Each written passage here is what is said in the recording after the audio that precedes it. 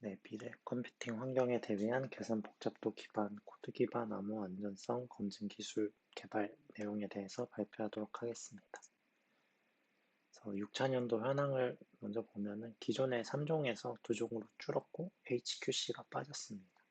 그래서 샤3, 샤2도 들어있고 이제 코드 기반 PQC에 대한 양자 분석 알고리즘인 인포메이션 세팅 코딩이랑 그 내부에 이제 가우시안 엘리미네이션 최적화 내용이 들어가 있고 이번에 신규로 이제 바이너리 일렉틱 커브에 대한 그 양자 분석 알고리즘 구현을 넣었습니다.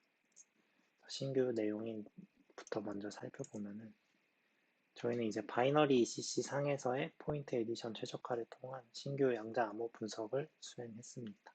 그래서 저희가 원래 하던 뎁스 최적화를 중점으로 했고 기존 연구 대비 성능 향상이 이제 뎁스 곱하기 큐빗 요 일반적인 매트릭에서 메소드 1의 인플레이스의 경우 73에서 81%, 메소드 2의 아웃 오브 플레이스의 경우 92%의 성능 향상이 이렇습니다. 요거는 이제 싱글 포인트 에디션에 대한 성능 비교라서 쇼어에서는 이제 이게 여러 번 수행되는 멀티플 포인트 에디션이기 때문에 요 아웃 오브 플레이스의 성능이 좀 떨어지는 경향이 있습니다. 계속 얘는 다음 그 포인트 에디션마다 추가 큐빗을 계속 소모해서 요 성능을 그대로 보면 안 될 것 같고 뒤에서 좀 더 살펴보도록 하겠습니다. 기존 논문들이 대상으로 하던 아래 바이너리 필드들을 대상으로 했고 필드 사이즈 n에 따라서 ECC의 보안 강도를 이제 클래시컬 AS나 RSA 이렇게 비교할 수 있는 표를 넣었습니다. 그래서 몇 가지 관련 내용을 살펴보면은 쇼 알고리즘에 대한 동작 회로고 이건 ECDLP를 수행하는 양자 회로입니다. 그래서 RSA의 경우 이 아래 연산이 이제 포인트 에디션이 아니라 모듈러 지수승 연산으로 바뀌는 거고 여기서 중요한 거는 이제 그냥 포인트 에디션이 수행되는 게 아니라 이 중첩 상태의 이 컨트롤 큐빗을 쓰기 때문에 조건부로 이제 컨디셔널한 포인트 에디션이 수행되고 이 총 2n 플러스 2의 횟수의 멀티플 포인트 에디션이 수행됩니다. 그래서 앞에서의 성능 향상은 싱글 포인트 에디션만 비교한 거고 여러 번 덧셈을 수행할 때 인플레이스의 경우 몇 번의 덧셈을 하든 큐빗 수가 로지컬 큐빗 수는 늘어나진 않습니다. 반면 아웃 오브 플레이스는 덧셈을 수행할 때마다 큐빗이 추가로 깔아가기 때문에 좀 저성능 향상이 좀 줄어드는 경향이 있습니다. 네, 그래서 이 포인트 에디션은 어떤 걸 수행하냐 하면은 타원 곡선 상에서의 포인트 에디션을 수행하는 거고 P1과 P2의 덧셈을 수행합니다. 원래는 이제 뭐 P1이나 P2가 인피니티 포인트거나 아니면 P1과 P2가 동일하면은 포인트 더블링을 수행하는 그러한 좀 케이스가 있는데 논문들을 보니까 그 케이스는 무시할 만한 확률이다 해가지고 그냥 요 포인트 에디션만을 고려해서 저희도 정상적인 요 포인트 에디션만을 고려하고 있습니다. 그리고 세부적인 수식은 요것과 같고 여기 요거에 대한 설명이 안 들어가 있는데 이건 기울기 해서 x1 더하기 y1 더하기 y2 나누기 x1 더하기 x2로 이게 계산됩니다. 발표 자료에 넣도록 하겠습니다. 그래서 관련 논문들을 살펴보면은 체스 21년도 논문과 요거 부산대인데 IEEE 액세스 2022년도 그리고 CTRSA 2023년도 이 세 가지 논문을 주요하게 비교하고 있습니다. 결국 여기서 다 다루는 거는 포인트 에디션 구현 최적화입니다. 퍼포먼스를 대략적으로 먼저 살펴보면은 포인트 에디션에 대한 요 싱글 포인트 에디션에 대한 성능 비교입니다. FLT-in이라고 이제 칭하고 있고 인플레이스 방식이어서 가비지 큐빗이 없고 73에서 82%의 뎁스 곱하기 큐빗 성능 향상이 있습니다. 두 번째는 이제 FLT out이라고 하고 있고 가비지 큐빗을 계속 생성하는 단점이 있고 뎁스 곱하기 큐빗 매트릭에서 92%의 성능 향상이 있습니다. 그래서 최적화 포인트를 이제 아키텍처 레벨로 먼저 보면은 첫 번째로 이제 FLT-in 요 첫 번째 메소드 1입니다. 그래서 앞서 말씀드린 것처럼 그 중첩 상태의 큐빗, 이게 Q인데 그거에 따른 컨디셔널 포인트 에디션 양자 회로가 구현되어야 합니다. 그래서 여기가 이제 기존 연구들의 회로인데 처음에 이제 체스에서 이 회로가 나왔고 다음 연구들도 이 회로를 다 동일하게 쓰고 있습니다. 그리고 체스에서도 뭐 이걸 처음 제시한 건 아니고 기존에 이제 프라임 필드에서 이러한 회로를 아시아 크립트 17년도에 냈었는데 그거를 이제 바이너리 필드 상으로 체스에서 옮긴 것입니다. 네. 그래서 보시면은 앞서서의 그 요 Q가 뭐냐면 요거입니다. 그래서 그거에 따른 이제 컨디셔널 연산들을 추가함으로써 요 Q가 1인 경우에는 포인트 에디션 결과가 연산되는 요 X3, Y3가 연산되고 만약에 Q가 0인 경우에 입력값이 그대로 보존돼서 요 X1, Y1이 그대로 보존이 돼서 앞에서 말씀드린 요 컨트롤드 포인트 에디션 그러니까 Q가 1이면 포인트 에디션을 한 거고 Q가 1이 아니면은 인풋 값이 그대로 보존돼서 이게 딱히 추가 큐빅도 없이 인플레이스 방식으로 이렇게 효율적으로 추가 큐빅 없이 쭉 이어나갈 수 있는 이러한 좋은 회로입니다. 그래서 기존 구현을 저희는 좀 수정을 해서 신규 구현을 냈고 두 가지 차이점이 있습니다. 첫 번째 보시면 이제 여기서는 이제 싱글 컨트롤 큐빅 Q만을 사용하는데 회로에서는 뭐 간단하게 나왔지만 사실 이게 그냥 컨트롤드 그 안에서 이제 여러 게이트들이 사용됩니다. 근데 그 게이트들을 싱글 컨트롤 큐빅 Q 한 개만을 쓰기 때문에 다 시퀀셜하게 쓰여지고 있고 그 경우 뎁스 향상이 매우 큽니다. 반면 저희는 이제 Q를 좀 복사해서 사용합니다. 그리고 애초에 저희가 이전에 뭐 인버전이나 멀티플리케이션 이런 데서 보조 큐빗을 쓸 텐데 이 큐빗을 거기 안에다가 좀 복사해 두고 활용을 합니다. 그래서 이거는 이제 아이들 상태라서 그 저희가 복사해서 쓰고 다시 이 복사한 거를 리버스로 하면은 다음 거에서 쓸 수 있기 때문에 좀 놀고 있는 애들을 저희가 잠깐 가져와서 쓰는 그런 느낌이라서 뭐 추가 큐빗을 이걸 위해서 쓴 건 아니고 저희 구현 특성상 이게 좀 효율적입니다. 그래서 보조 큐빗에 그 컨트롤 큐빗들을 다 복사해 두고 이렇게 그림은 똑같지만 저희는 이 연산들이 다 병렬로 수행됩니다. 그래서 이 컨트롤드 오퍼레이션이 병렬로 수행되는 장점이 있고 두 번째로는 이제 가운데 미들 스텝에서의 연산을 좀 압축시켰습니다.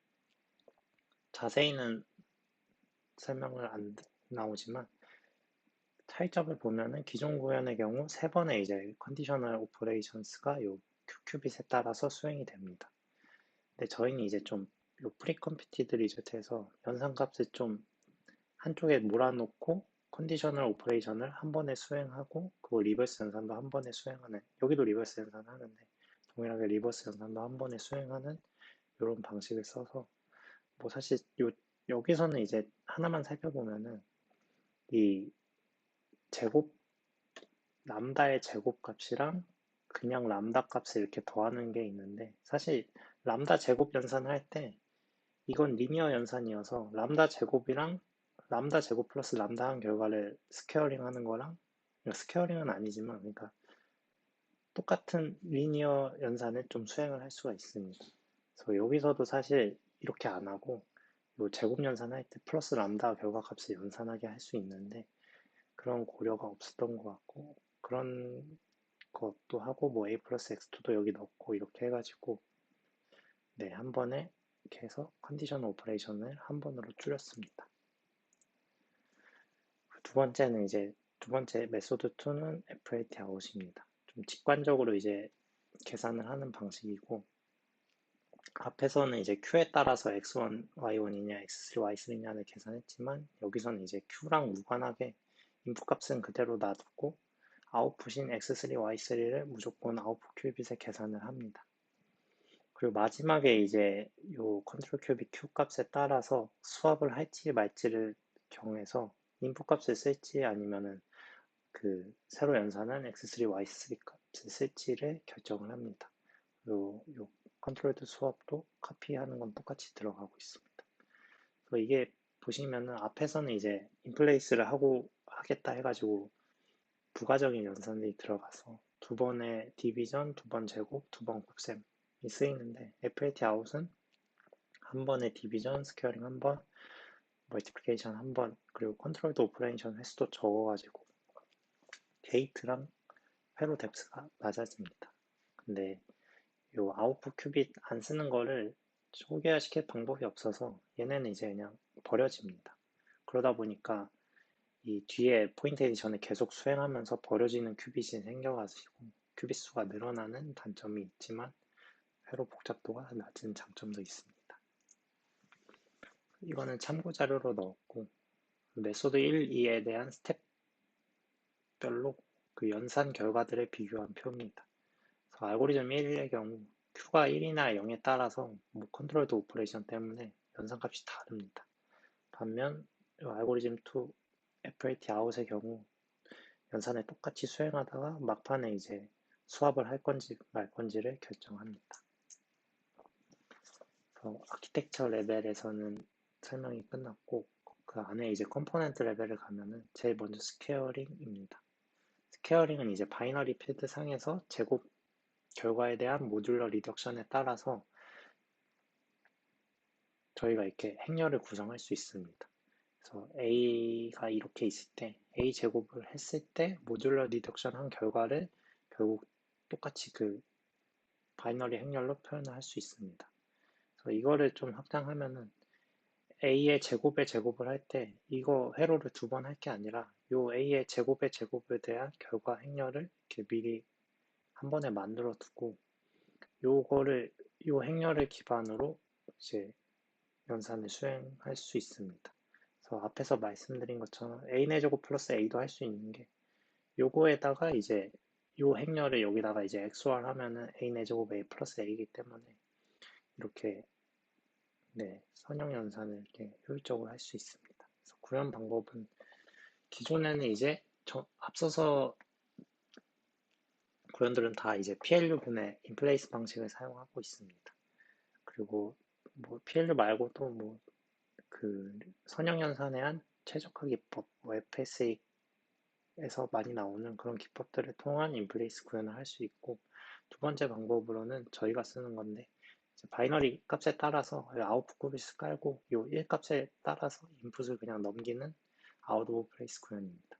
그래서 직관적이지만 낮은 뎁스로 구현할 수 있습니다. 그리고 당연히 이제 큐빗 뎁스 트레이드 오프가 있는 거고 인플레이스를 사용할 경우에 이제 인풋 큐빗이 그대로 아웃풋 큐빗이 되기 때문에 이제 추가 큐빗이 없습니다.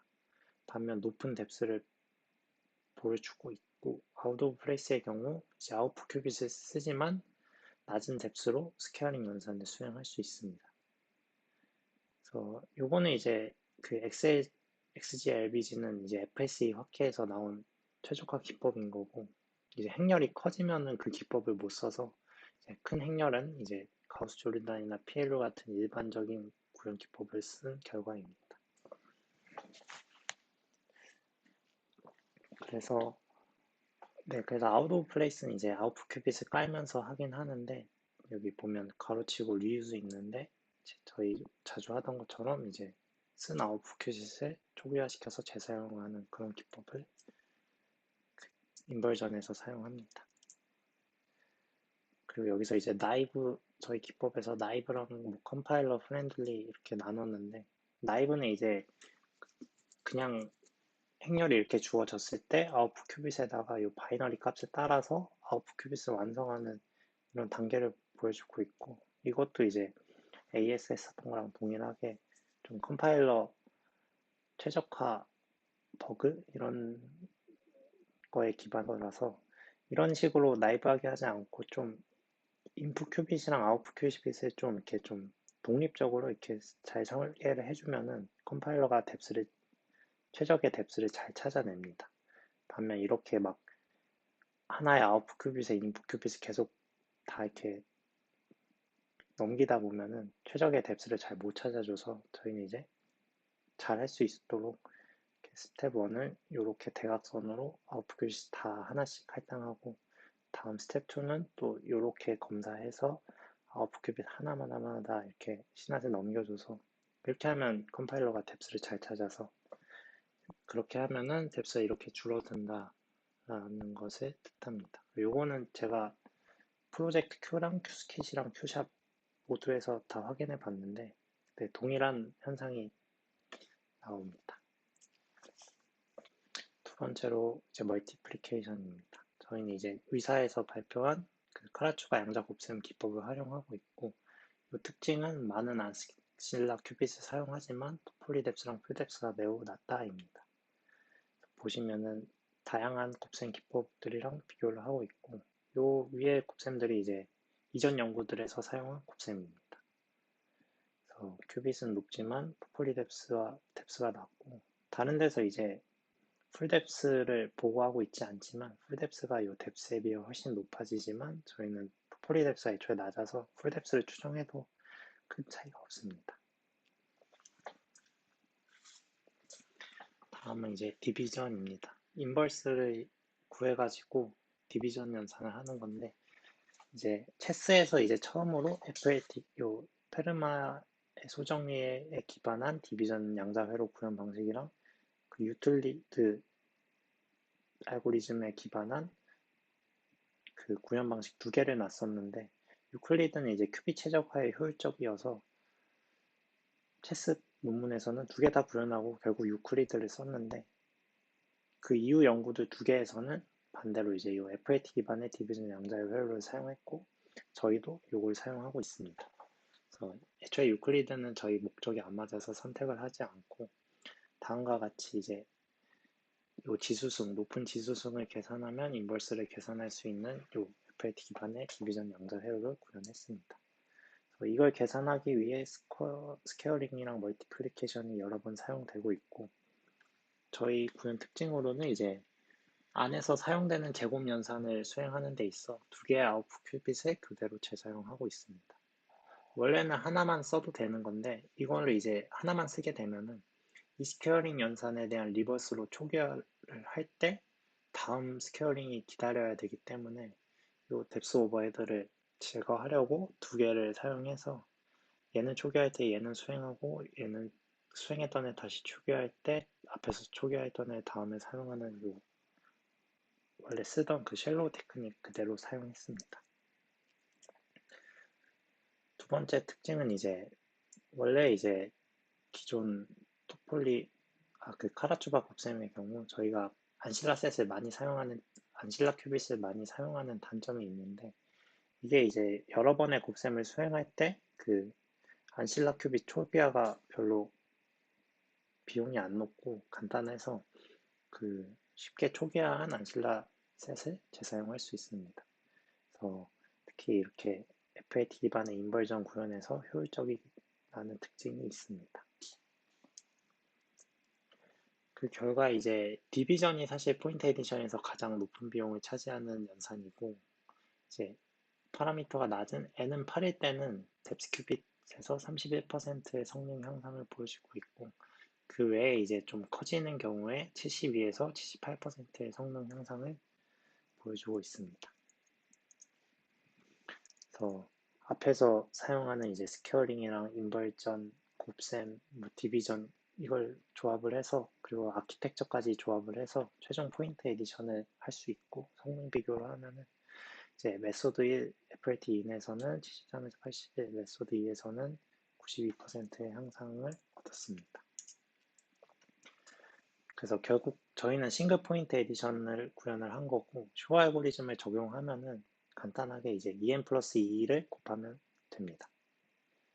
그리고 여기서 저희가 짚고 넘어가야 되는 거는 메소드 1의 경우 곱셈을 몇 번 하든 그 로지컬 큐빗이 증가하지 않습니다. 그래서 싱글 포인트 에디션과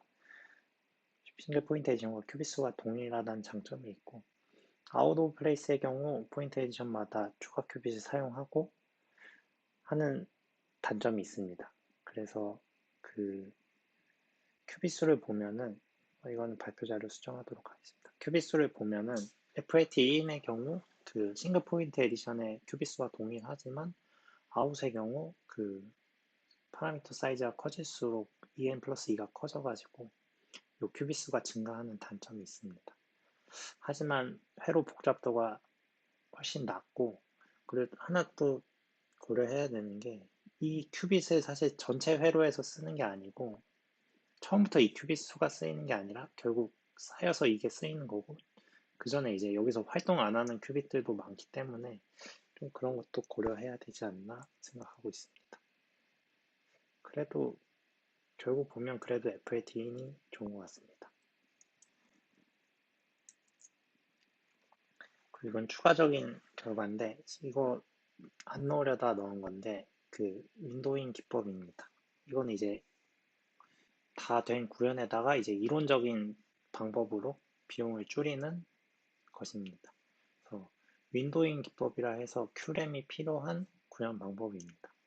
그래서 포인트 에디션의 횟수를 그 윈도우 사이즈 요거에 따라서 오른쪽과 같이 포인트 에디션 횟수를 줄일 수 있습니다.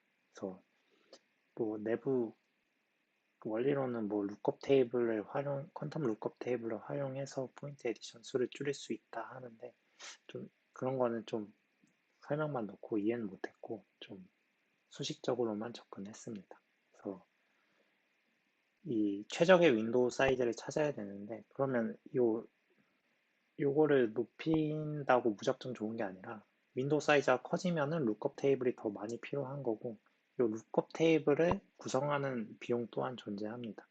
그래서 포인트 에디션의 횟수를 줄이는 트레이드 오프랑 그걸로 인해서 그 룩업 수가 커지는 트레이드 오프 거기서 이제 수식을 찾는 게 있는데 그걸 이제 찾아서 각 n별로 가장 최적의 윈도우 사이즈를 찾을 수가 있습니다. 여기 발표 자료에는 생략됐지만 그 찾은 윈도우 사이즈를 통해서 다음과 같이 그 포인트 에디션 횟수를 줄일 수 있고 그걸로 인한 이제 게이트 수입니다. 그래서 보시면은 왼쪽이 이제 기존의 그냥 EN 플러스 2에 대한 토탈 게이트인데 윈도잉을 수행하면은 약 10배 정도 이렇게 그 게이트 수를 줄일 수 있습니다. 그래서 신규 내용은 끝났고 코드 기반 PQC 현황 및 타겟에 대해서 발표하도록 하겠습니다. 리스트 공모전을 보면은 현재 라운드 4를 진행하면서 격자가 아닌 다른 암호를 뽑겠다고 하고 있고 사이클은 깨졌으니까 빠지면은 이제 코드 기반 암호 바이크, 클래식 메갈리스, HQC가 있습니다. 그 중에 이제 좀 보안 강도 측면에서 보수적인 걸 뽑는다 하면 클래식 메갈리스가 선정되지 않을까 예상하고 있습니다. 그래서 라운드 4의 코드 기반 암호 성능을 비교해 보면은 카이버와 비교했을 때 바이크 HQC, 클래식 메갈리스의 성능을 다음과 같이 비교할 수 있습니다. 보시면은 전반적인 성능은 이제 바이크나 HQC가 더 효율적인 거고 물론 요 인캡슐, 디캡슐은 클래식 메갈리스가 더 빠르지만 키젠이나 뭐 키 크기 이런 게 더 큰 거고 하지만 클래식 메갈리스가 이제 보안 강도가 높기 때문에 강점이 있습니다. 바이크나 HQC는 이제 효율성을 중시한 쿼시 사이클릭 구조를 사용하고 있습니다. 첫 번째 행의 로테이션 값들이 다음 행을 구성하는 그 쿼시 사이클릭 QC 코드를 사용해서 이 첫 번째 행만을 저장해서 키 크기를 감소시키고 있습니다. 근데 보통 원래 이렇게 효율성을 추구하는 방법에서 그 보안 결함이 발견되는 특징이 있고 이것 또한 이제 바이크나 HQC도 이러한 구조를 사용하는 데 있어서 취약점이 발견됐고 이 과정에서 수정 및 업데이트가 있었습니다. 반면 그 클래식 메갈리스는 예전에 고파 코드를 그대로 사용하기 때문에 키 크기가 매우 크다는 단점은 있지만 뭐 신기술을 이렇게 이러한 QC 코드 같은 신기술을 쓴 게 아니라서 여기서 들어간 건 이제 가우시안 엘리미네이션을 써서 요 큰 크기의 행렬에 아이덴티티 행렬을 제외하고 요 오른쪽만 퍼블릭 키로 저장을 하고 사용할 때는 다시 풀어가지고 쓰는 이러한 방법을 써서 크기를 줄이는 그런 기법만 들어가 있습니다. 아래는 이제 클래식 메갈리스와 바이크의 핵심 연산들을 정리한 표이고 이거는 이제 구현 상태입니다. 클래식 메갈리스는 다 구현이 완료된 상태이고 바이크의 경우 구현이 안 된 거는 이제 디코더입니다. 그 그리고 다른 바이너리 필드 아리스메틱은 다 구현이 됐고 파라미터만 높이면 되는데 파라미터가 너무 커가지고 그 시뮬레이션이 안 되는 요 주황색 메모리 이슈가 있습니다. 그래서 클래식 맥앨리스부터 살펴보면은 얘도 동일하게 바이너리 필드 산술이 쓰이는데 2의 10이랑 2의 13승의 바이너리 필드가 쓰입니다. 그리고 키페어와 디크립션, 디코딩 알고리즘에서 사용이 됩니다. 구현이 된 상태고 그래서 키페어에서 바이너리 필드 산술이 사용되는 것을 보면은 이제 그 페리티 체크 행렬, 요 공개 키인 h를 생성할 때 그 요소인 스몰 h를 생성할 때 바이너리 필드 산술이 사용됩니다. 그래서 여기서는 이제 gx는 irreducible 폴리노미얼 기하 다항식이고 디그리가 t이고 모닉하다는 거는 이제 디그리 t 최고차항의 개수가 0이 아닌 1이어야 함을 뜻합니다.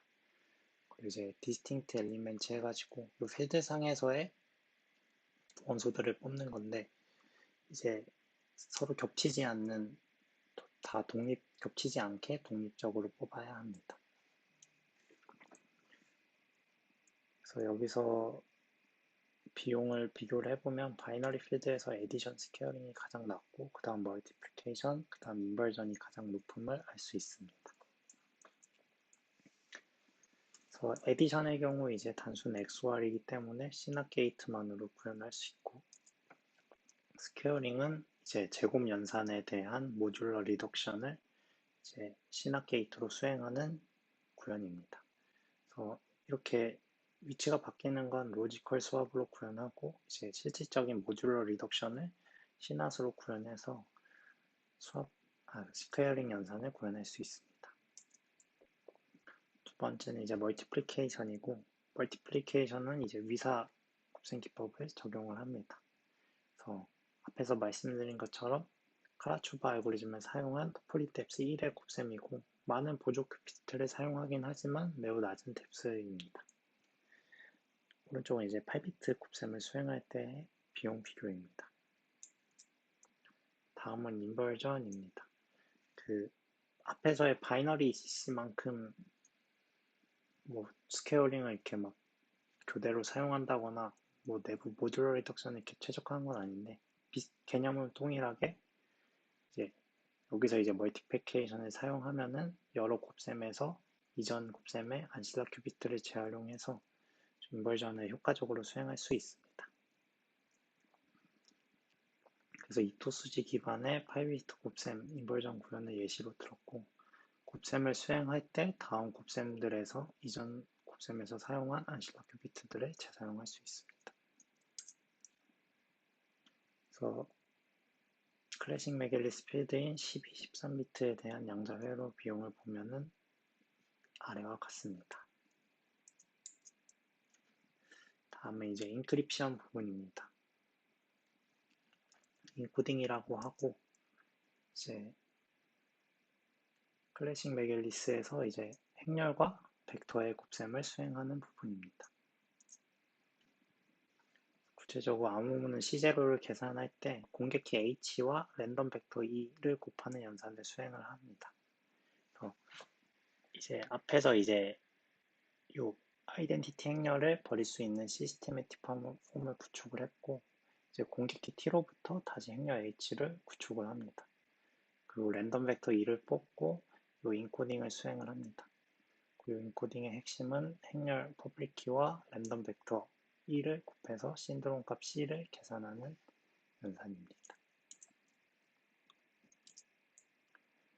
그래서 이 연산을 종류를 나누면 제일 먼저 퀀텀 구현입니다. 그래서 행렬 벡터 H와 벡터 E가 모두 양자 상태임을 가정을 하면은 토폴리 게이트를 단순 반복시켜서 구현을 해야 됩니다.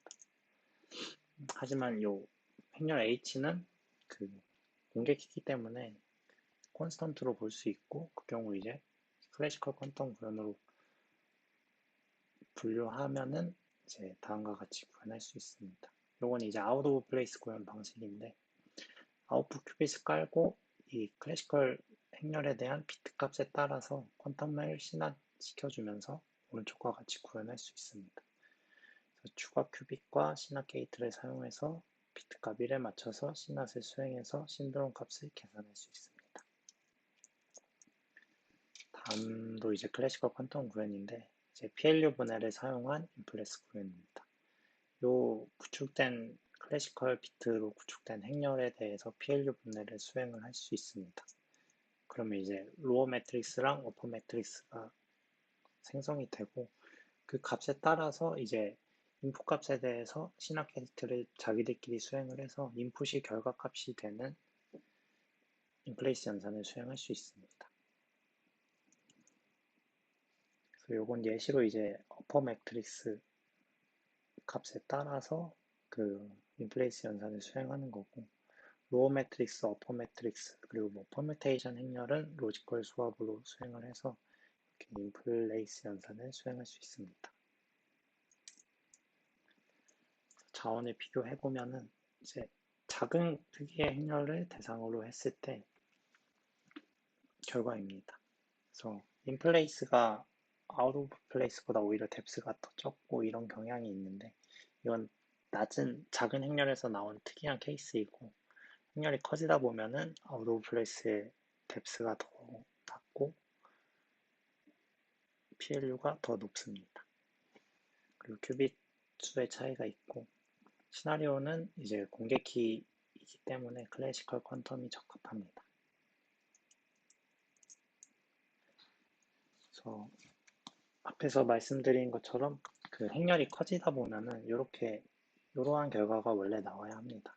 그래서 로우 MC의 행렬 구현 결과 표를 가져온 거고 인플레이스의 경우 뎁스가 높지만 큐빗을 추가로 안 쓰는 거고 아웃 오브 플레이스의 경우 큐빗을 추가로 쓰지만 뎁스가 낮습니다. 그래서 클래식 매길리스의 실제 파라미터를 기반으로 아웃 오브 플레이스 구현을 수행했을 때 다음과 같은 양자 자원이 사용됩니다. 다음에 이제 디코딩 알고리즘이고 클래식 매길리스에서는 이 버칸 마스의 알고리즘을 쓰고 있습니다.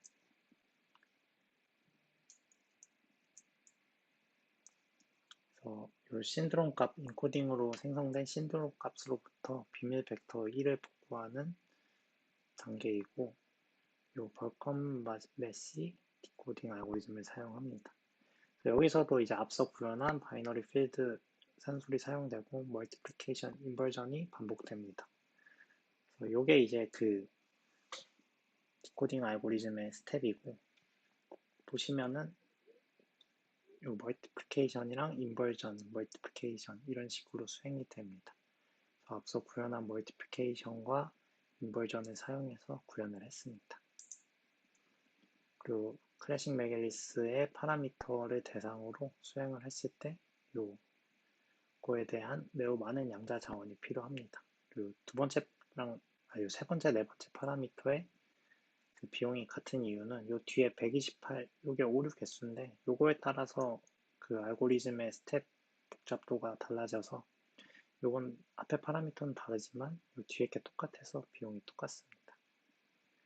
그래서 네, 멀티플리케이션과 인버전이 조합되기 때문에 요 디코딩에 대한 양자 회로 구현 복잡도도 매우 높습니다.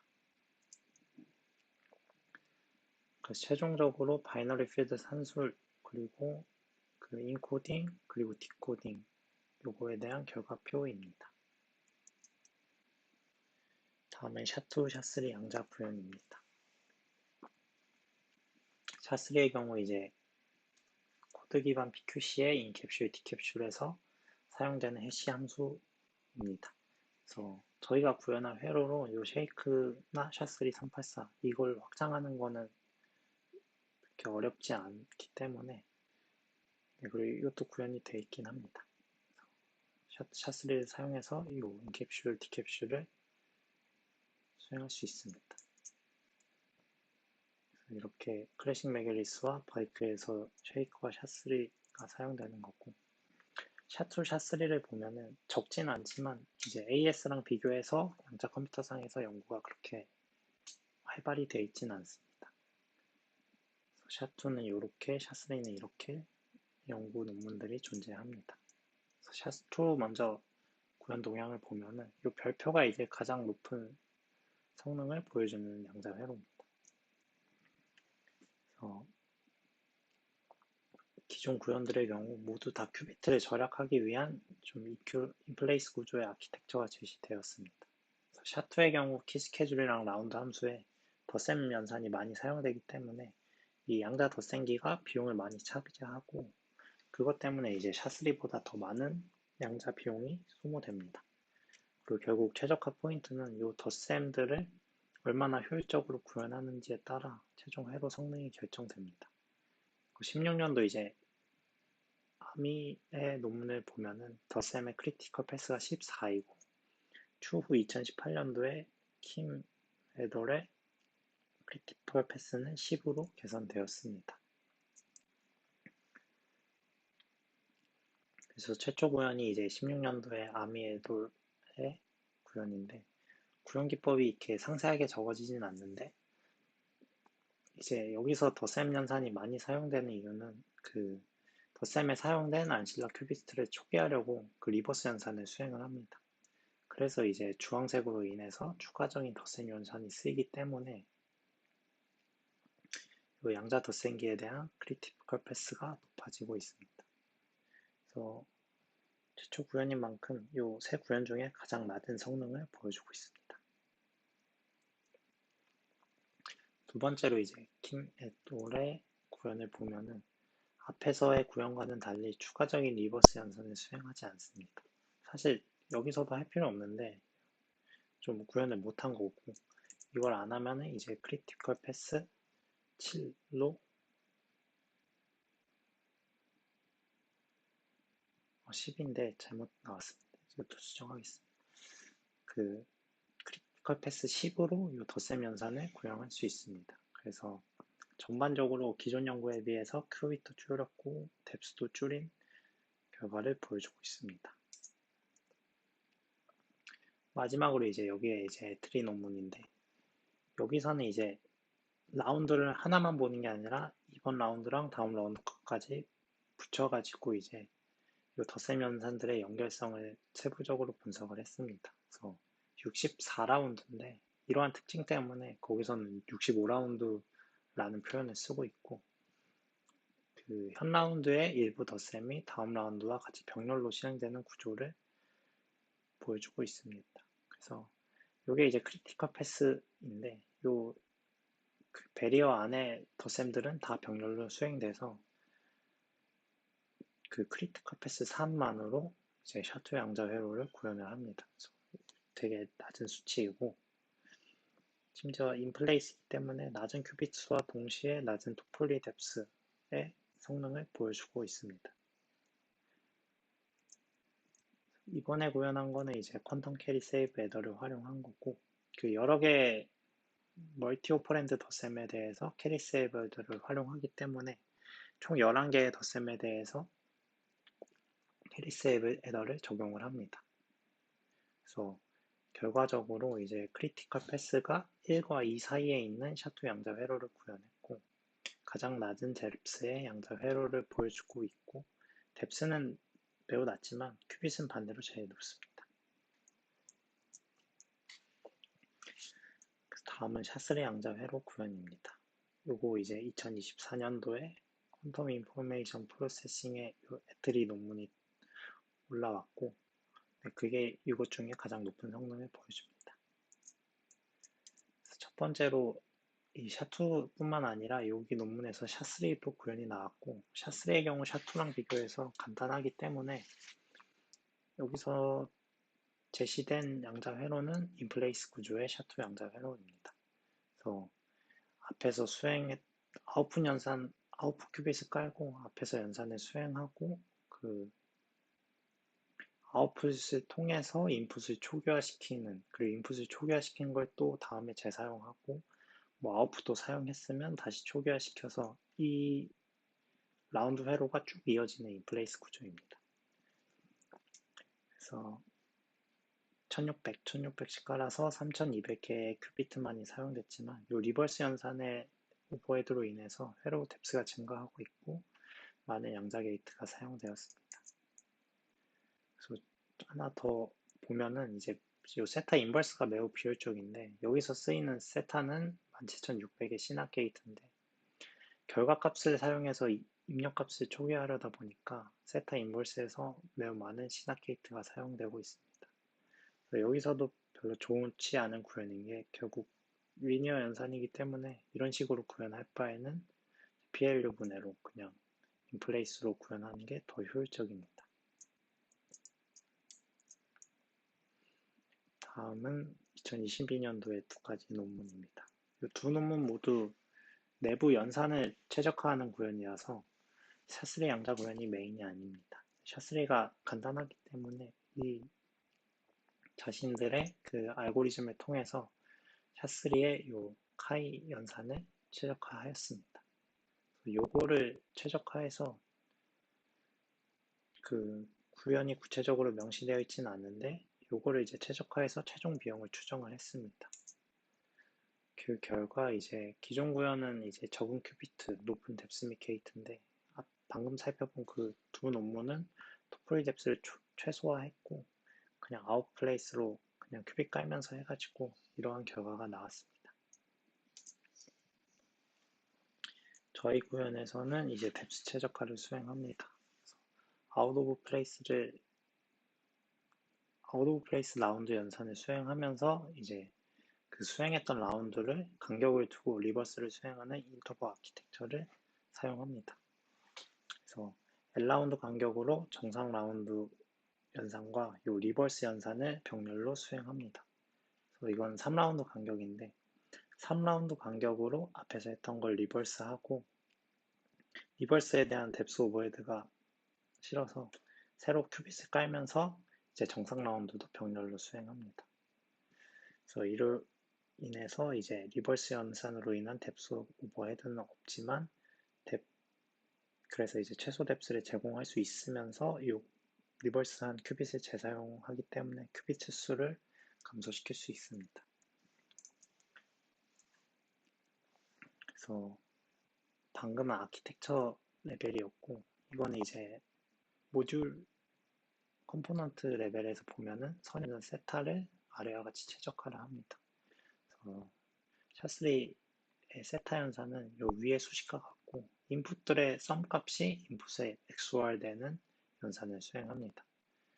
그래서 그림을 보시면은 이렇게 연산이 수행됩니다. 인풋 값의 썸 값이 요 세로가 썸인데 썸 값을 다른 인풋에 XOR 하는 연산을 수행을 합니다.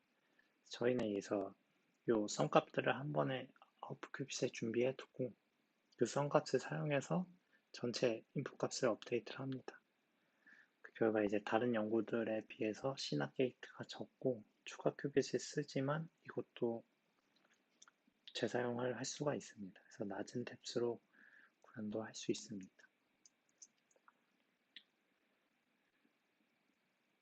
다음은 이제 그 토퍼리 게이트가 사용되는 비선형 연산 카이에 대한 뎁스 최적화 구현입니다.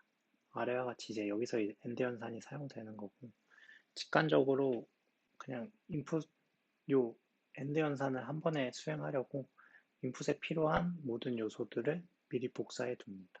그래서 회로를 보시면은 인풋 값을 양쪽에 복사하고 복사한 거를 통해서 인풋 값을 토퍼리 게이트를 수행하는데 다 병렬로 수행될 수 있습니다. 그래서 병렬로 수행 후 그러면 인풋 값이 두 개 카피된 게 남기 때문에 하나는 이제 리버스로 초기화를 시키고 하나는 이제 초기화 시킬 수 없습니다. 그래서 이렇게 해서 이제 낮은 뎁스로 구현을 하지만 큐빗 수가 증가하는 단점이 있습니다. 그래서 이거를 좀 줄이려고 인터벌 아키텍처를 제시한 것이고 뎁스는 최적화되지만 거기서 큐빗 수를 최대한 줄입니다. 앞에서의 이제 리니어 연산인 세타에서는 320개의 안실러 큐빗을 쓰고 그 비선형 연산인 카이에서는 하나는 초기화했고 나머지 하나는 이제 가비지 큐비트가 됩니다. 그래서 단일 라운드를 봤을 때 이것만 봤을 때는 요 안실라2를 초기화할 수가 없습니다. 그래서 좀 비효율적인 게 있지만 두 개의 라운드 이상을 봤을 때는 이 안실라2도 초기화를 시킬 수가 있습니다. 그래서 케이스 1을 먼저 보면은 매 라운드 리버스를 수행한다고 했을 때 안실라2를 사용하면은 이제 세타에서 사용한 이 안실라1은 초기화시킬 수가 있습니다. 그래서 요거 320개의 큐빗을 초기화시킬 수 있고 그건 이제 C 케이스로 정의를 합니다.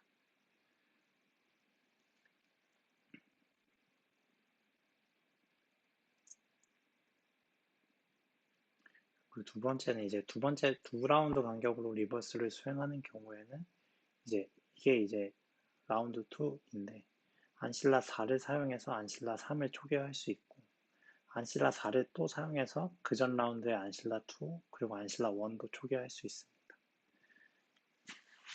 그래서 첫 번째 리버스 라운드에서는 그 앞에서 했던 C 케이스를 초기화시킬 수 있는 거고 마지막 라운드 리버스의 라운드에서를 보면은 안실라 1, 2 그리고 쉽게 초기화될 수 있는 이 부분도 해가지고 제일 많은 큐빗을 초기화시킬 수 있는 A 케이스로 정리를 합니다. 마지막으로 세 라운드 간격을 봤을 때는 앞에서 동일하게 이제 첫 번째 리버스에서는 C 케이스, 마지막 리버스 케이스에서는 A 케이스로 정의가 되는 거고 중간 케이스의 경우 요 마지막에 이게 리버스 된다고 했는데 여기서도 보이시면은 결국 요거는 이렇게 회로가 그려져 있긴 한데 맨 위에 큐빗은 요 세 라운드에서 다 재사용됩니다. 근데 결국 마지막 라운드에서 초기화되기 때문에 여기서는 초기화된다고 안 하면은 이제 그걸 빼서 B 케이스로 정의가 됩니다. 요 두 개만 초기화돼요. 그래서 다음과 같은 규칙성이 존재합니다. 중간 리버스들은 다 B, 그리고 첫 번째는 C, 그리고 마지막 리버스는 A. 이런 식으로 정리를 할 수 있습니다.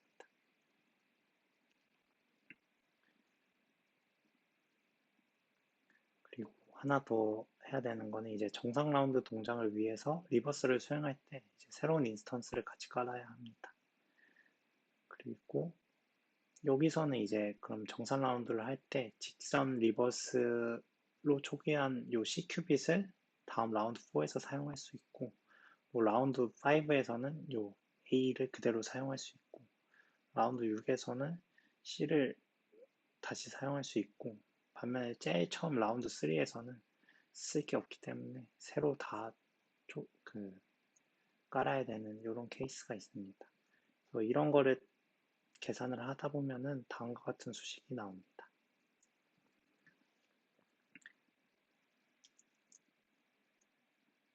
그리고 반대로 이제 3라운드 간격으로 했을 때는 아래와 같은 수식이 또 나옵니다. 그래서 이제 라운드 간격에 따라서 이 수식이 변하게 되는 거고 이걸 계산했을 때 이제 이 수식이 그 인터벌 n에 따라서 다음과 같이 도출되게 됩니다. 그리고 그 결과 n을 4로 뒀을 때 그 필요한 큐빗 수가 제일 적어서 저희는 4라운드 간격으로 리버스 연산을 수행합니다. 그래서 구현을 완료했고 이번에 이제 애트리에 새로운 구현 결과도 같이 넣었습니다. 요번에 이제 인플레이스 최적화를 보면은 1600개를 쓰지만 토폴이 뎁스가 높고 저희는 이제 아웃 오브 플레이스 방식을 써서 아웃 오브 플레이스 중에서 저희가 큐빗 수가 제일 적지만 토폴이 뎁스도 최소화 시켰고 여기서 이제 풀 뎁스를 보고하지 않지만 저희는 이제 앞에서 선형 연산도 최적화해서 매우 낮은 풀 뎁스를 보여줍니다. 그래서 그 성능 비교를 하면은 TDM은 저희가 더 높고 FDM은 저희가 가장 많습니다. 글로벌 서치에서는 제곱을 하기 때문에 TD 제곱M 아니면 FD 제곱M 거기서는 저희가 제일 낮습니다. 그러면 이 샤2샤3 구현이 이제 좀 번외인데 그러면 리스트 양자호 보안 강도 해서 레벨 2, 4에 샤2, 샤3 양자 컬리전 공격 비용이 보안 강도로 사용되고 있습니다. 근데 아직 그 레벨 2, 4에 대한 구체적인 양자 공격 복잡도가 정의되어 있지 않는데 샤2, 샤3 논문들의 경우 이전 논문들이 좀 사용된 풀뎁스나 게이트를 구체적으로 보고하지 않아서 리스트 계산 기준에 맞춘 글로벌 공격 비용을 추정을 할 수가 없습니다. 반면 이제 AS에 대한 블록 암호에 대한 키서치랑 달리 충돌상을 찾는 글로벌 콜리전 서치의 경우 접근 방법이 다양한데 그걸 좀 고려해서 리스트의 레벨 2, 4 비용을 맞추는데 좀 어려움이 있습니다. 그리고 마지막으로 이제 번스타인 논문에서 보면은 콜리전 서치의 경우 오히려 클래시컬한 공격이 가장 효율적이다. 그래서 복잡도를 이만큼 줄일 수 있다. 라는 사실도 좀 고려사항인 것 같습니다. 그래서 저희 이번에 논문 쓸 때는 공격 알고리즘으로 CNS 알고리즘을 선택을 했고 이 알고리즘이 이제 아이스치아 크립트 17에서 제시된 콜리전 서치 알고리즘입니다. 다음과 같은 복잡도를 가지며 퀀텀 램이 필요 없다는 장점이 있습니다. 하지만 이 클래시컬 메모리는 이만큼 필요합니다. 그래서 CNS 알고리즘의 이 복잡도를 그대로 적용을 했을 때 레벨 2, 4에 대한 복잡도를 보면은 4에 대한 복잡도가 레벨 5보다 높아가지고 적절한 기준선을 제공하기가 어렵습니다. 근데 이제 CNS 알고리즘은 병렬화 할 수가 있고 논문에서도 아래와 같이 S계 이에 S승계의 퀀텀 머신을 병렬로 운용할 경우에 복잡도가 아래와 같이 감소합니다. 그리고 병렬화 최대치는 아웃풋 길이에 따라서 이렇게 정의가 되고 있고 저희는 이제 레벨 2, 4, 6을 맞추려고 S는 6분의 N으로 설정을 하고 비용을 추정했습니다. 그래서 결과 이제 레벨 2, 4에 다음과 같은 복잡도를 끼워 넣었고 추가적으로 이제 익스텐디드 레벨에서 레벨 6에 대한 복잡도를 샤2 512, 샤3 512 공격 비용으로 넣었습니다. 그래서 아래와 같은 공격 비용을 가지고 있고 병렬화 때문에 큐빗 수가 매우 높긴 하지만 테이블 안에 공격 비용을 오른쪽과 같이 제시하였습니다. 다음은 코드 기반 PQC에 대한 양자 분석 알고리즘 연구입니다. 인포메이션 셋 디코딩이 코드 기반 암호에 대해서 가장 현재 효율적인 분석 알고리즘이고 여러 IST 알고리즘이 있지만 정말 드라마틱한 성능 개선은 없었습니다. 그리고 IST는 브루트 포스 방식에서 서치 스페이스를 줄이는 방법이고 그 때문에 이제 글로벌 알고리즘을 잘 사용하면은 가속화가 가능합니다. 그리고 크래싱 메가리스 홈페이지를 보면은 인포메이션 셋 디코딩이 주요 분석 기법으로 나열되어 있고 그 논문들을 정리해 두었습니다. 코드 기반 암호의 경우 공개키 행렬로 페리티 체크 행렬을 쓰는 리더레이터 시스템과 생성 행렬 G를 공개키로 쓰는 맥일리스 시스템이 있는데 두 가지 문제 다 동일한 문제고 두 가지 중에 하나를 풀면은 같은 문제를 푸는 거다라고 볼 수 있습니다. 아래 소식을 보면은 두 개가 같은 이유가 이게 이제 맥일리스 시스템인데 맥일리스 시스템의 페리티 체크 행렬을 곱해가지고 이제 생성 행렬과 메시지를 곱한 코드워드에 페리티 체크 행렬을 곱하면 얘가 사라지기 때문에 오류 벡터 E와 행렬 H를 곱한 것만 남게 됩니다. 그래서 이거를 보면은 저희가 보던 요 리더레이터 시스템이랑 동치되기 때문에 결국 두 개를 중에 하나를 풀면은 다른 하나도 풀린다입니다. 그리고 신드롬 디코딩 문제는 이제 코드 기반 암호의 안전성이 기반이 되는 문제고 요 수식에서 암호문 C와 공개키 페리티 체크 행렬 H가 주어진다 해도 특정 로우 웨이트 벡터 E를 찾아내기가 매우 어렵다입니다. 저희는 이제 IST를 써서 요거 벡터 E를 좀 효율적으로 찾아내려고 할 수 있습니다. 그래서 요거는 앞에서 말씀드린 것처럼 브루트포스인데 효율적인 브루트포스인 거고, 다음과 같은 공격키 행렬 H가 주어졌을 때 이렇게 정사각 행렬의 인포메이션 셋을 구성을 할 수 있습니다. 그리고 이 인포메이션 셋은 여러 행렬들을 이렇게 카테고리 할 수 있는 거고, 꼭 붙여져 있는 행렬이 아니라 이렇게 하고 한 컬럼은 여기서 선택하고 이런 식으로도 구성을 할 수 있습니다. 이렇게 인포메이션 셋을 변경을 해가면서 인포메이션 셋의 역행렬과 암호문을 곱했을 때 저희가 알고 있는 그 특정 로우 웨이트가 나온다면은 이제 메시지 복구 2에 성공을 할 수 있습니다. 그래서 브루트 포스인데 인포메이션 셋을 바꿔가면서 인버스 계산해서 암호문 곱해서 원하는 무게 웨이트 벡터가 나올 때까지 이거 바꾸는 걸 계속 반복합니다. 그래서 2023년도에 이제 코드 기반 암호에 대한 퀀텀 ISD 공략 비용 추정이 논문이 나왔고 이 저널에 게재되었습니다. 그래서 ISD에 필요한 인풋 세팅이나 뭐 행렬 구성 이런 것도 다 포함해가지고 결국 최종 공격 비용을 아래와 같이 추정했고, 여기서 이제 가장 메인이 되는 거는 인포메이션 셋에 대한 인버스 행렬을 계산하는 요 가우시안 엘리미네이션 최적화가 메인입니다.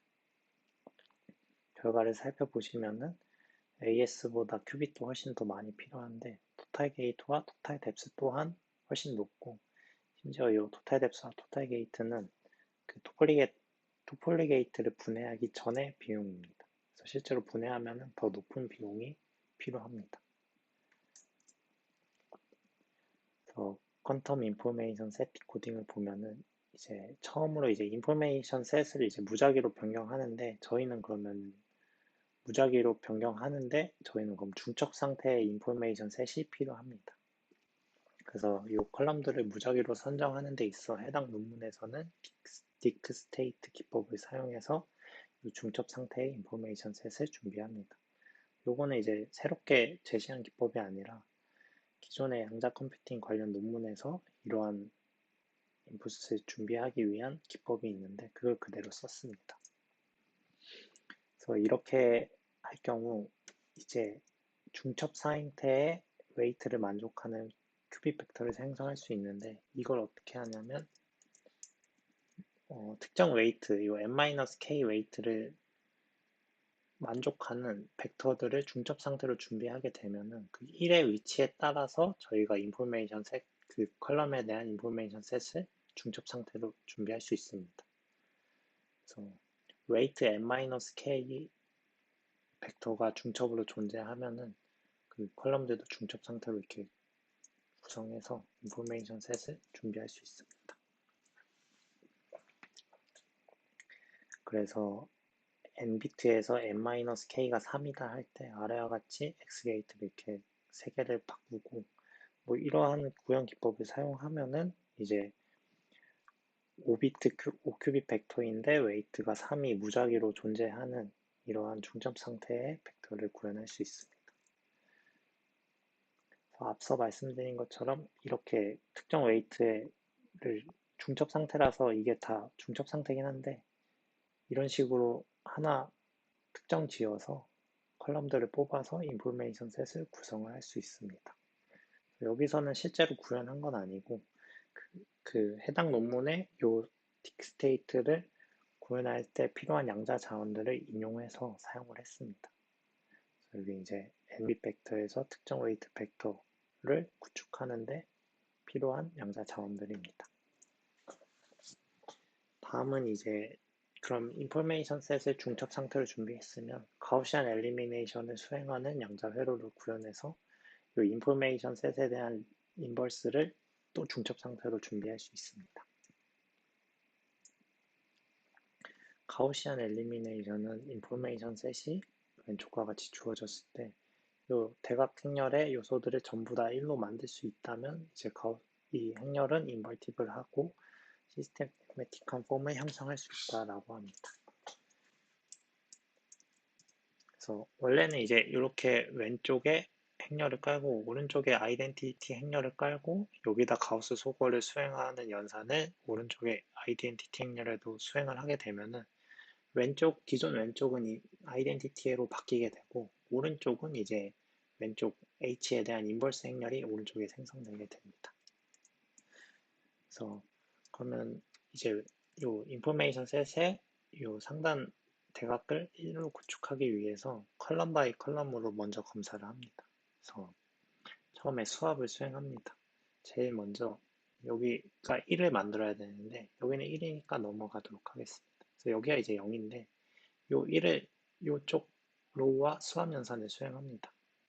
그래서 1로 바꾸는 거고 요거는 이제 또 0이니까 얘를 올리려고 요 행과 요 행의 수합 연산을 수행하는 식으로 이런 식으로 하는 거고 다음 엘리미네이션은 이렇게 수합 연산을 한 다음에 아래 1들을 다 제거해야 합니다. 그래서 얘를 없애려고 요 행을 이쪽 행에 XY 연산하고 요 행을 또 이쪽 행에 XY 연산해서 아래 요소들을 다 0으로 만듭니다. 그렇게 되면 이러한 삼각 대각 행렬이 만들어지고 위의 요소들도 앞에서 엘리미네이션 했던 것처럼 똑같이 XOR 해서 그 아이덴티티 매트릭스로 바꿀 수 있습니다. 이게 클래시컬에서는 그냥 브랜치문으로 구현할 수 있지만 양자 구현에서는 이 브랜치문이 안 되기 때문에 네, 리버시블하게 잘 양자 회로로 구현해야 합니다. 그래서 해당 논문을 보면은 기존에는 이제 시퀀셜한 구현이 수행되었습니다. 피봇이라고 하는데 요 대상으로 하는 컬럼에 요것들을 피봇으로 여기는 거고 피봇에 1이 올 때까지 수합을 연산을 수행합니다. 근데 여기서 보시면은 피봇의 컨트롤 큐빗을 하나만 사용을 합니다. 그래서 만약에 얘가 0이면은 이제 전체 행에 대한 수합 연산을 수행을 해야 되는데 컨트롤 큐빗이 하나면은 얘가 0이면 얘랑 바꾸고 얘가 0이면 얘도 바꾸고 얘가 0이면 얘도 바꾸고 이런 식으로 수행을 해야 되는데 컨트롤 큐빗이 하나면은 이게 다 시퀀셜하게 수행됩니다. 그래서 뎁스가 증가하는 경향이 있고 저희는 이걸 바꾸려고 컬럼 요 행단위 수합을 한 번에 수행하려고 그 피봇을 복사를 합니다. 그래서 보조 큐빗을 깔아서 요 피벗을 복사를 합니다.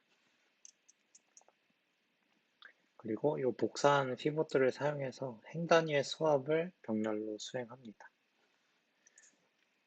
그리고 이거는 이제 원래 컨트롤드 수합 게이트를 여기서 사용을 해야 하는데 이처럼 사용을 해야 되는데 여기 논문에서도 나온 게 수합 단계가 이제 세부적으로 이렇게 분석을 해서 선형 연산으로 대체할 수 있다 해서 뭐 토폴리 게이트로 대체를 합니다. 실제로 분석을 따라가 보면 가능한 것을 알 수 있습니다. 그래서 사실 컨트롤드 수합 게이트는 토폴리 게이트로 대체되어서 사용되고 있습니다. 그리고 앞에서 큐빅 복사하는 기법에 있어서 뭐 익스포넨셜 카피에서 트리 기반의 복사 방식을 사용하고 있고 복사했던 거를 다음 스텝에 복사해서 활용하고 그럼 4개가 있고 4개의 복사물을 사용해서 또 4개 복사하고 다음엔 8개 복사하는 이런 식으로 빠르게 복사를 하고 있습니다. 그리고 큐빅 관점에서 최적화를 보면은 앞에서 복사를 수행했던 보조 큐비트들은 다 리버스를 수행해서 다음 복사에 쓸 수 있도록 보조 큐비트를 초기화시킵니다. 다음은 이제 엘리미네이션입니다. 이제 수합의 경우 이제 하나하나 행을 바꿔가면서 1이 바뀌면 이제 그 수합 연산을 하면 안 되는 그런 게 있어서 한 행씩 검사하는 게 무조건 필요합니다. 근데 반면 이제 엘리미네이션의 경우 위에가 맨 1인 걸 알았으면은 얘가 1이면 없애고 얘도 1이면 없애는 이거 2개의 없애는 연산을 병렬로 수행할 수 있습니다.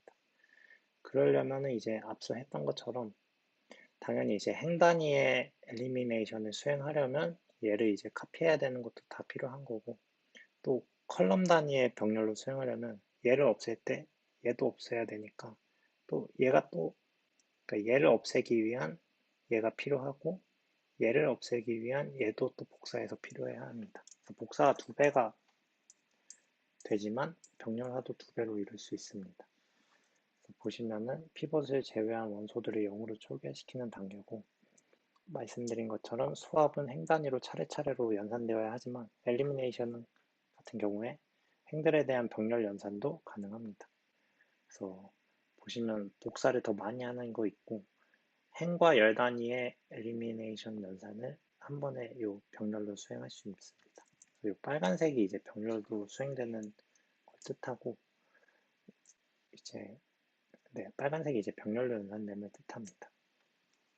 그래서 수압 단계와 유사하게 복사를 하는데 더 많은 큐빗을 복사하는 거고, 복사한 큐빗을 활용해서 이제 그 엘리미네이션 연산을 병렬로 수행합니다. 마지막으로 동일하게 카피 연산을 리버스로 수행해서 안실라 큐빗을 초기화하고 다음 검사에서 재사용합니다. 그래서 이렇게 수압 엘리미네이션을 모든 컬럼들을 다 검사하게 되면은 가우스 소거를 완료할 수 있습니다. 그래서 예전 구현을 보면은 위와 같은 구현이 사용됐는데 CCC나 또 쓰고 멀티 컨트롤드 수압도 쓰면서 구현을 해서 이 풀뎁스도 아니고 뎁스도 이렇게 높았지만 이번에 구현은 분해 후 비용을 추정을 해도 풀뎁스가 훨씬 낮습니다. 그리고 CCC나 또 안 쓰고 컨트롤드 수압이나 멀티 컨트롤드 수압도 사용하지 않습니다. 다음은 이제 웨이트 체크입니다. 인포메이션 셋에서 이제 이 회로를 구현했으면 이 인버스 행렬을 암호문 신드롬 값에 곱해서 행렬 요거 벡터를 뽑아낼 수 있습니다. 그럼 그 벡터가 특정 웨이트를 만족하는지 검사해야 되는 거고, 웨이트가 몇인지 구하려면은 덧셈을 수행해서 비트 단위 덧셈을 트리 형식으로 수행해서 웨이트를 구할 수 있습니다. 이거는 개선 방향을 보면은 이러한 덧셈도 다 병렬로 수행할 수 있겠고, 기존 방식은 이제 인플레이스 방식의 CDKM 덧셈기를 사용하고 있습니다. 근데 저희는 이제 가우시안 엘리미네이션 저희 회로 특성상 보조 큐빗들이 다 여유 상태로 있기 때문에 아웃 오브 플레이스 방식의 드래퍼를 쓰던가 해서 좀 추가 큐빗을 공짜로 사용할 수 있는 거고, 낮은 게이트, 낮은 뎁스의 덧셈을 수행할 수 있습니다. 추가적으로 이제 캐리 세이브 에더 또한 사용할 수 있을 것 같습니다.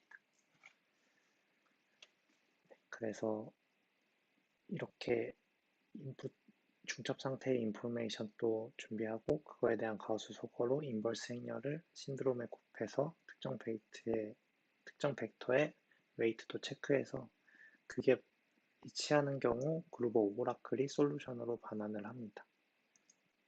그런 식으로 퀀텀 인포메이션 셋 디코딩이 수행되는 것이고, 기존의 이제 엘리미네이션을 바꾸기 전에 비용을 보시면 8 곱하기 16 행렬에 대해서 위와 같은 비용이 사용됩니다. 반면 이제 가우스 엘리미네이션 교체 후 큐빗은 좀 더 사용하지만 이제 기존 구현보다 훨씬 더 낮은 뎁스로 구현이 됩니다. 낮은 파라미터에서 구현을 했는데 실제 파라미터로 늘릴 수 있지만 이 공기가 너무 커가지고 시뮬레이션이 메모리 이슈 때문에 제한되는 한계가 있습니다.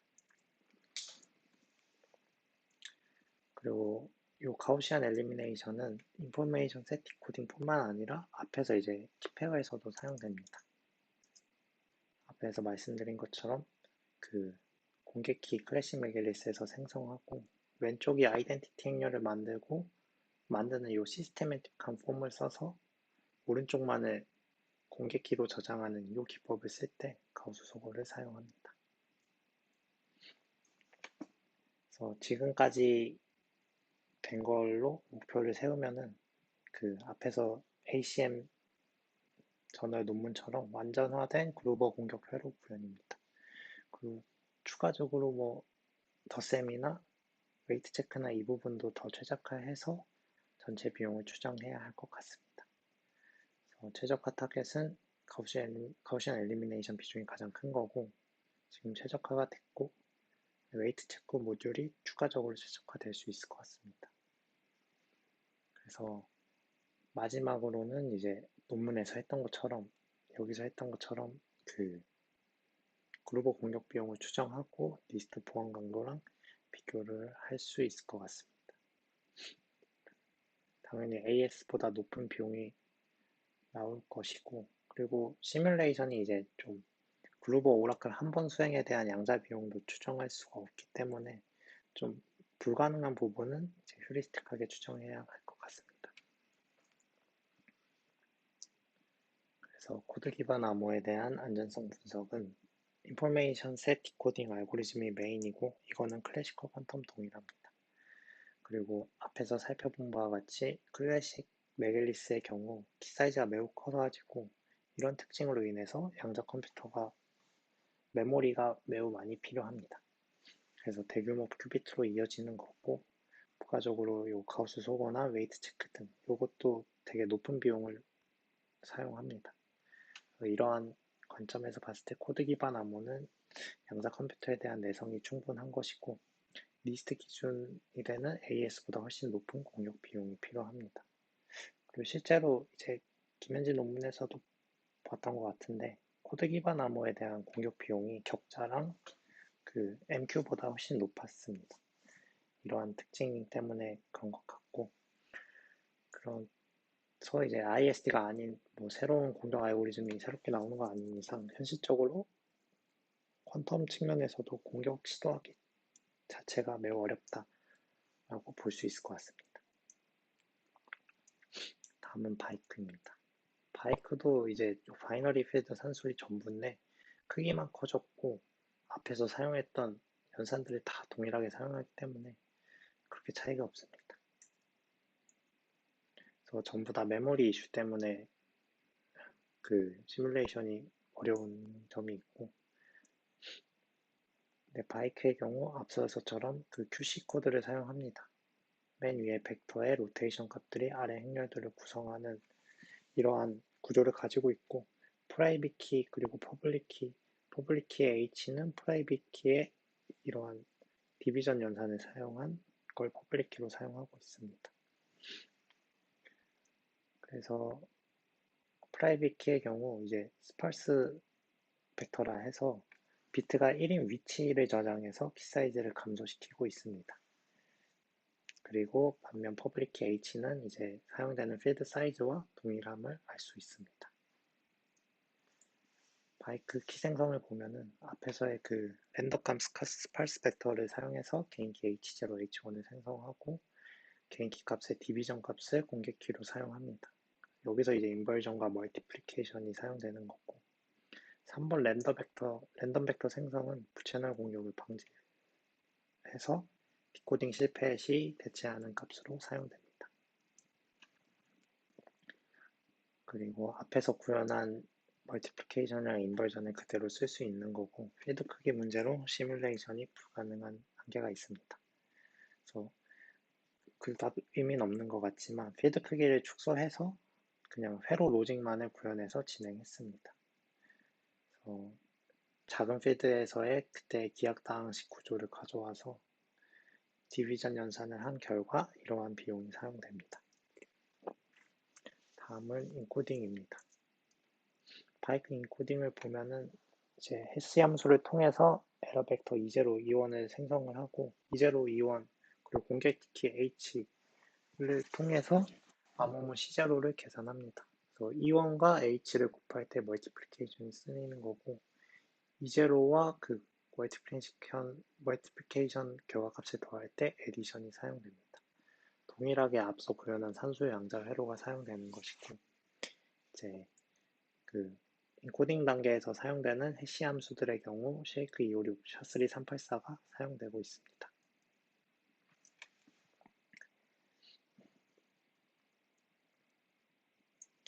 그래서 바이크 키 생성과 인코딩을 보면은 키 생성에서는 인버전과 멀티플리케이션이 사용돼서 양자 비용이 좀 높은 편이고, 인코딩의 경우 멀티플리케이션 한 번 그리고 낮은 비용의 에디션이 쓰이기 때문에 인코딩은 키 생성보다 적은 비용이 사용됩니다. 향후 계획은 말씀드린 것처럼 퀀텀 인포메이션 셋 디코딩의 완전 구현 및 최적화이고, 그로 인한 그 리스트 보안 강도랑 비교할 수 있도록 클래식 메갈리트스 파라미터에 대한 글로벌 공격 비용을 추정합니다. 주요 모듈 최적화의 경우 가우시 엘리미네이션 그리고 양자 덧셈 기반의 웨이트 체크가 있을 것이고, 동일하게 여기도 이제 메모리 이슈로 인한 구현 및 자원 추정 이슈가 존재할 거고, 이거는 이제 진짜 오랜 시간 하는 거 아니면은 그것도 안 되면은 이제 휴리스틱하게 추정을 해야 할 것 같습니다. 마지막으로 디코딩이 있는데, 클래식 메갈리스의 경우 요 벌컴 메시 디코더를 구현했지만 바이크는 아직 미구현 상태입니다. 그리고 이 디코딩은 양자 회로로 구현해도 암호 안전성 분석에는 쓸 수는 없을 것 같은데, 네, 구현해야 하는지 궁금합니다. 그래서 발표 자료 이상으로 마치도록 하겠습니다. 감사합니다.